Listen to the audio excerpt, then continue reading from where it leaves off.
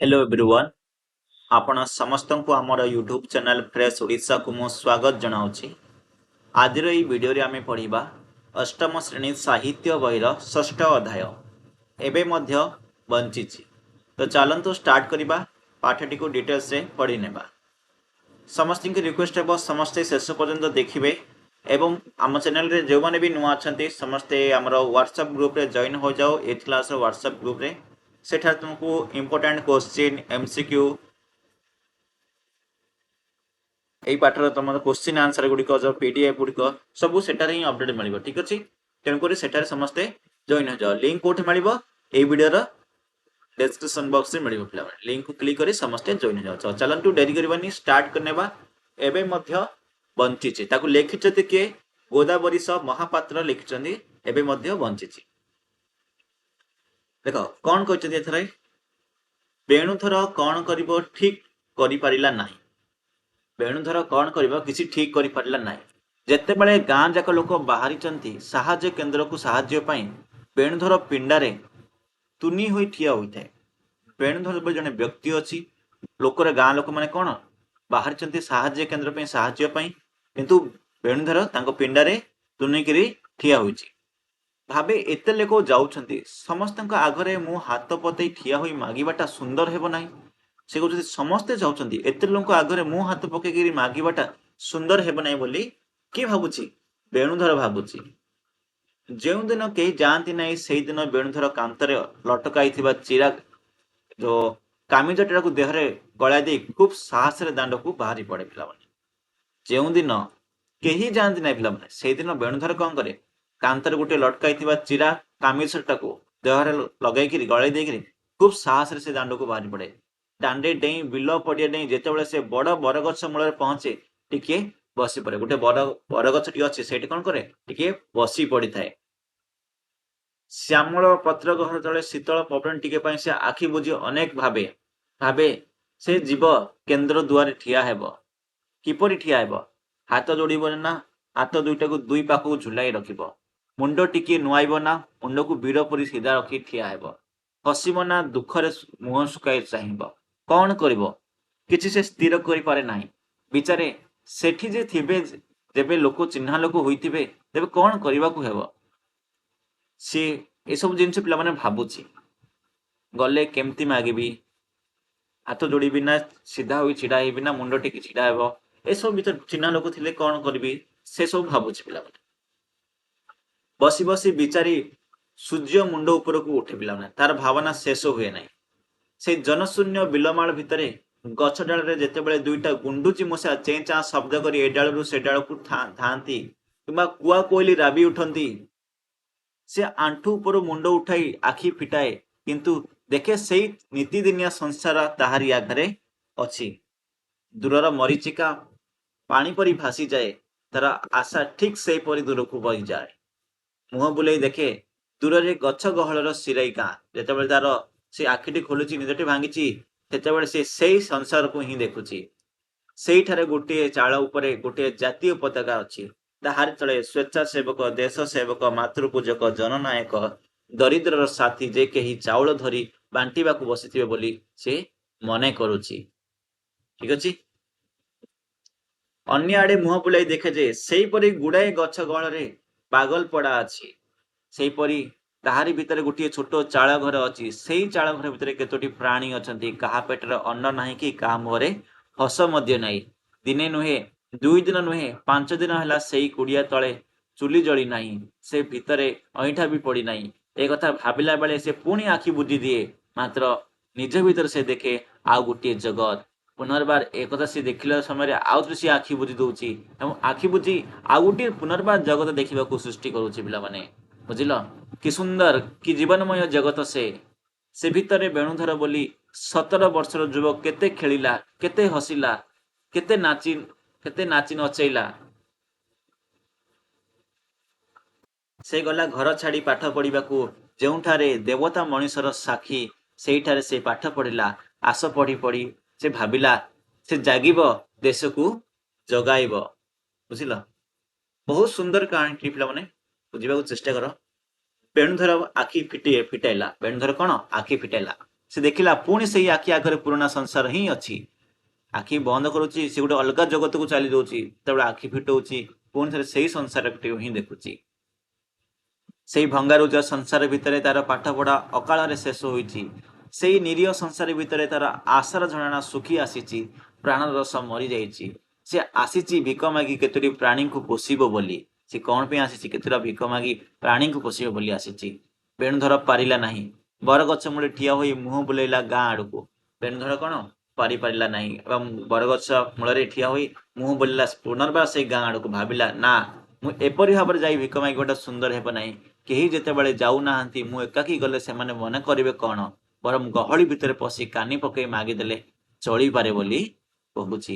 ତଥାପି ବେଣୁଧର କଣ କରିବା ବୁଝିପାରିଲା ନାହିଁ।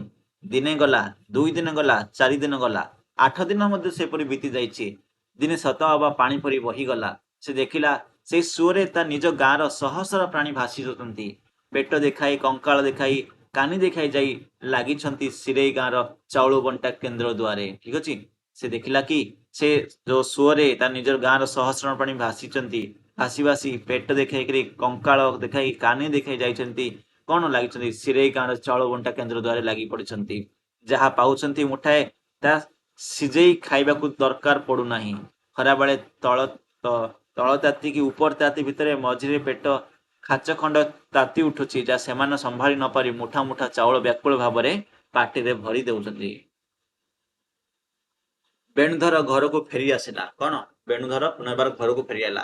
ଏପରି ଦିନେ ନୁହେଁ, 10 ଦିନ ଯାଇ 10 ଦିନ ଫେରିଲା।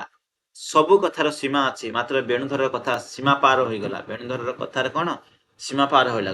ଘରେ ଯେତେବେଳେ ଖୁଦ କଣିକାଟିଏ ସୁଦ୍ଧା ନାହିଁ, ସେତେବେଳେ କି ସୀମା ଭିତରେ ରହି ହୁଏ? ଶେଷରେ ଦିନେ ସେ କେନ୍ଦ୍ରରେ ଯାଇ ହାଜର ହେଲା। ସେ କଣ କେନ୍ଦ୍ର ଯାଇ ହାଜର ହୋଇଛି।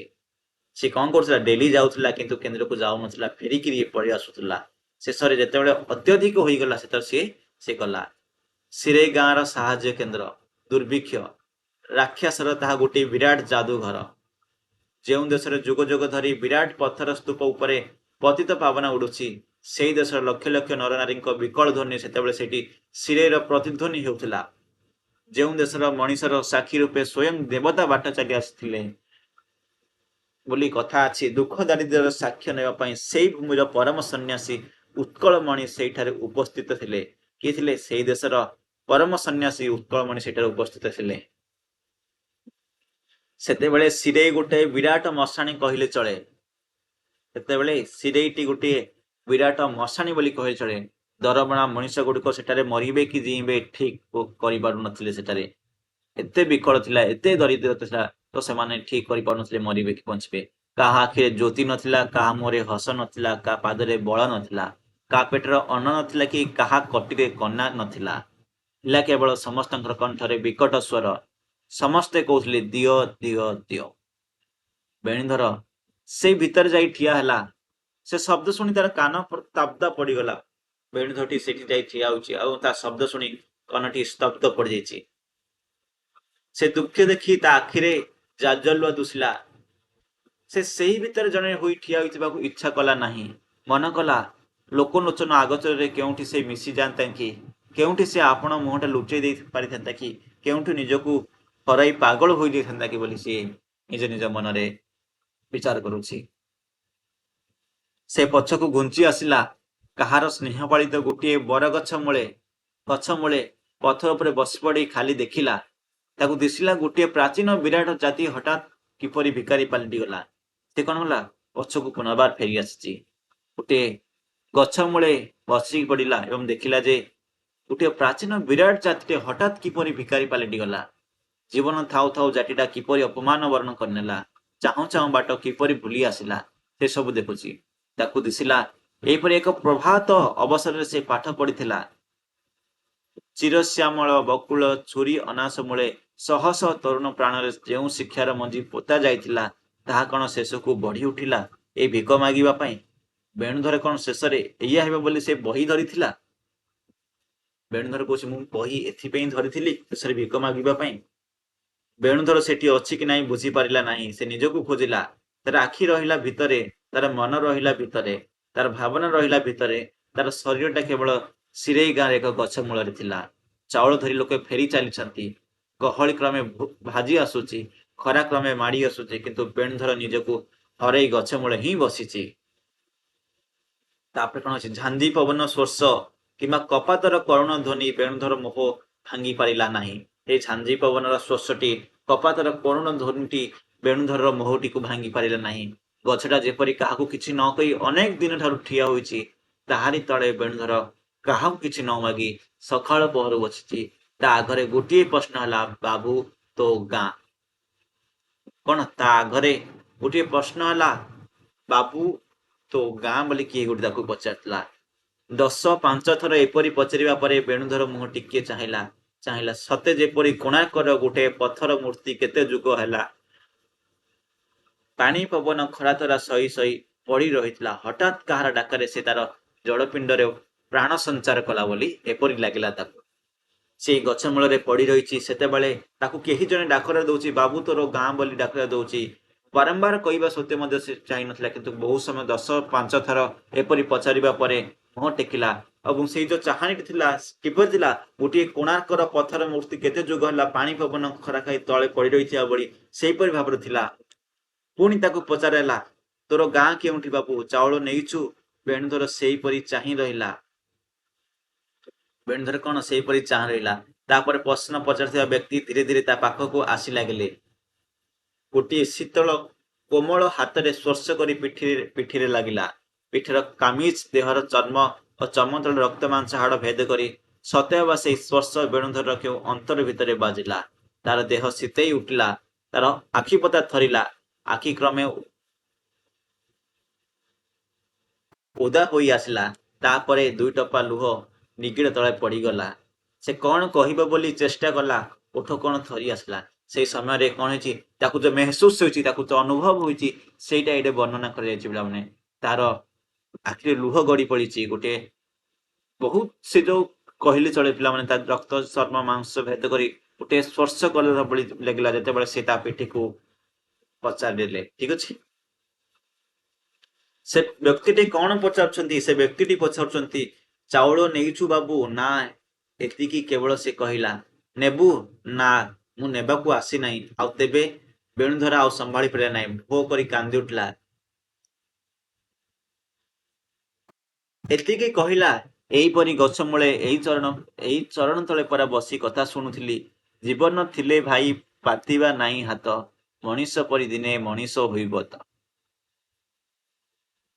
ଏତିକି କହି ବେଣୁଧର ହାଜିଗଲା ପରି ସେଇ ପାଦ ତଳେ ପଡିଗଲା। ତାପରେ ଅନେକ କ୍ଷଣ ବିତିଗଲା।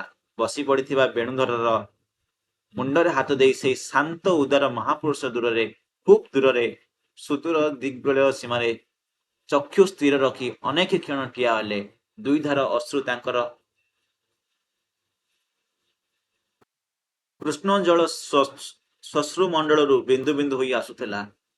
ଆଖି ମୁଦି ହୋଇଯାଉଥିଲା। ଯେତେବେଳେ ସେ ଆଖି ଫିଟାଇ ଦେଖିଲେ, ସ୍ୱେଚ୍ଛାସେବକ ତାଙ୍କୁ ଡାକୁଛନ୍ତି।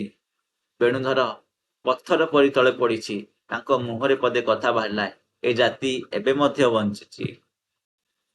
କଣ କଥା ବାହାରିଲା? ଏ ଜାତି ଏବେ ମଧ୍ୟ ବଞ୍ଚିଛି। ପିଲେ, ଏଇ ଥିଲା ଗୋଟେ କାହାଣୀ, ଗୋଟେ ବହୁତ ଦୁଃଖପୂର୍ଣ୍ଣ କାହାଣୀ। ଆଶା କରୁଛି ତୁମେ ମାନେ କାହାଣୀଟିକୁ ବୁଝିପାରିଥିବ।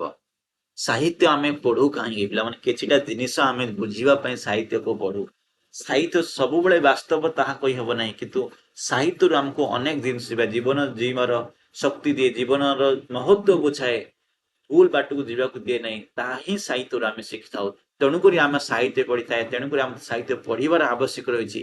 କବିତାରୁ ଆମେ ଯୋଉ ଏଇ ପାଠଟି ରହିଛି, ଏଇ ଏକାଙ୍କିକାଟି ରହିଛି, ଏଥିରୁ ଆମେ ବହୁତ ଜିନିଷ ଆମେ ଶିଖିବାକୁ ପାଉଛନ୍ତି ଏଥିରୁ। ଠିକ ଅଛି, ଦେଖ ଆକୁ ଲେଖିଛନ୍ତି କିଏ? ଗୋଦାବରୀଶ ମହାପାତ୍ର ଲେଖିଛନ୍ତି। ଗୋଦାବରୀଶ ମହାପାତ୍ରଙ୍କ ବିଷୟରେ କିଛିଟା ଆମେ ଜିନିଷ ଜାଣିଦେବା। ଗୋଦାବରୀଶ ମହାପାତ୍ର ପୁରୀ ଜିଲ୍ଲା ଅନ୍ତର୍ଗତ କୁମାରଙ୍କ ଶାସନ 1-10-1998 ମସିହାରେ ସେ ଜନ୍ମଗ୍ରହଣ କରିଥିଲେ। ତାଙ୍କ ପିତାଙ୍କ ନାମ ଥିଲା ଦୟାନିଧି ମହାପାତ୍ର, ତାଙ୍କ ମାତାଙ୍କ ନାମ ଥିଲା ଗେଲ୍ଲୀ ଦେବୀ। ସେ ଏକାଧାରରେ ଜଣେ କବି ଥିଲେ, ଗାଳ୍ପିକ ଥିଲେ, ଔପନ୍ୟାସିକ ଥିଲେ, ଅନୁବାଦକ, ନାଟ୍ୟକାର, ଜୀବନକାର ଏବଂ ଶିଶୁ ସାହିତ୍ୟିକ ଥିଲେ। ସେ ଥିଲେ ଜଣେ ସ୍ୱାଧୀନତା ତଥା ସୃଷ୍ଟବାଦୀ ନିର୍ଭୀକ ପୁରୁଷ।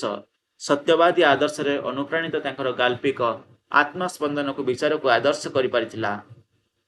ସାମାଜିକ ଆର୍ଥିକ ବୈଷମ୍ୟ, ସାଂସ୍କୃତିକ ବିରୋଧାଭାସ ପ୍ରତି ସଚେତନ ଗାଳ୍ପିକଙ୍କର ଲେଖନୀ ଥିଲେ ତାଙ୍କର ଶାସିତ ତୀକ୍ଷଣ। ତାଙ୍କର ଅଭିବ୍ୟକ୍ତି ସହଜ ଆଉ ସରଳ ସ୍ପଷ୍ଟ ସ୍ୱଚ୍ଛଳ ପ୍ରଭାବଶାଳୀ ହୃଦୟସ୍ପର୍ଶୀ ଅଭିବ୍ୟକ୍ତି ହିଁ ଥିଲା ତାଙ୍କର ସୃଜନ ଅଭିମୁଖ୍ୟ। ସେ କେତୋଟି ତାଙ୍କର ସୃଷ୍ଟି ମଧ୍ୟରେ କେତୋଟି ଲେଖିଥିଲେ ଦେଖ ବଙ୍କା ଆଉ ସିଧା କଣ୍ଟା ଆଉ ଫୁଲ ଉଠ କଙ୍କାଳ ହେମର କଲମ ନୀଳ ମାଷ୍ଟ୍ରିଆଣୀ ଏବେ ମଧ୍ୟ ବଞ୍ଚିଛି ମୁଁ ନିଜେ ମନ୍ତ୍ରୀ ଥିଲି ପ୍ରଭୃତି ଉଲ୍ଲେଖନୀୟ ଥିଲା। ଏବେ ମଧ୍ୟ ବଞ୍ଚିଛି ଗଳ୍ପଟି ଗାଳ୍ପିକଙ୍କ ଏବେ ମଧ୍ୟ ବଞ୍ଚିଛି ଗଳ୍ପ ସଂକଳ୍ପରୁ ଆନିତ ହୋଇଛି। ଏଥିରେ ଓଡ଼ିଆ ଜାତିର ସ୍ୱାଭିମାନକୁ ସୁନ୍ଦର ଭାବରେ ବିଶ୍ଳେଷଣ କରାଯାଇଛି। ମାନେ ଇଏ ଥିଲା ଏଇ ପାଠ ବିଷୟରେ ଲେଖକଙ୍କ ପରିଚୟ ବିଷୟରେ ଆଶା କରୁଛି ତୁମମାନେ ବୁଝିପାରିଥିବ। ପାଠ୍ୟ ଅନ୍ତର୍ଗତ ପ୍ରଶ୍ନ ଉତ୍ତର ଆସିଛି। ପ୍ରଶ୍ନ ଉତ୍ତର ଗୁଡ଼ିକ ନେକ୍ସଟ ଭିଡ଼ିଓରେ କରିବା ଏବଂ ପ୍ରଶ୍ନ ଉତ୍ତର ଗୁଡ଼ିକ PDF ରେ ଚାହୁଁଛ ପ୍ରଶ୍ନ ଉତ୍ତର ଚାହୁଁଛ ଆମର WhatsApp ଗ୍ରୁପରେ ଜଏନ୍ ହୋଇଯାଅ। ନେକ୍ସଟ ଭିଡ଼ିଓ କେବେ ଆସିବ ତାର ମଧ୍ୟ ଅପଡେଟ୍ ତୁମେ WhatsApp ରେ ପାଇପାରିବ। ସମସ୍ତଙ୍କୁ ରିକ୍ୱେଷ୍ଟ ହେବ ସମସ୍ତେ ଏବେ ହିଁ କ୍ଲିକ୍ କର ଡେସ୍କ୍ରିପସନ ବକ୍ସରେ ଲିଙ୍କ ଅଛି ତାକୁ କ୍ଲିକ୍ କରି WhatsApp ରେ ଜଏନ୍ ହଅ। ଠିକ हो चलो आज भिडियोटी एट रखा पुणी मिसवा गोटे भिडियो आउ गोटे टॉपिक को नहीं जब भिडियोटी भल लगी था भिडियोटी को लाइक करंतु शेयर करंतु सब्सक्राइब करंतु एवं यही प्रकार वीडियो देखिया पई बेल आइकन को प्रेस करी ऑल नोटिफिकेशन को क्लिक कर रखंतु ताहले आगामी वीडियो नोटिफिकेशन टी आपनका पाखको मिली पारिबो।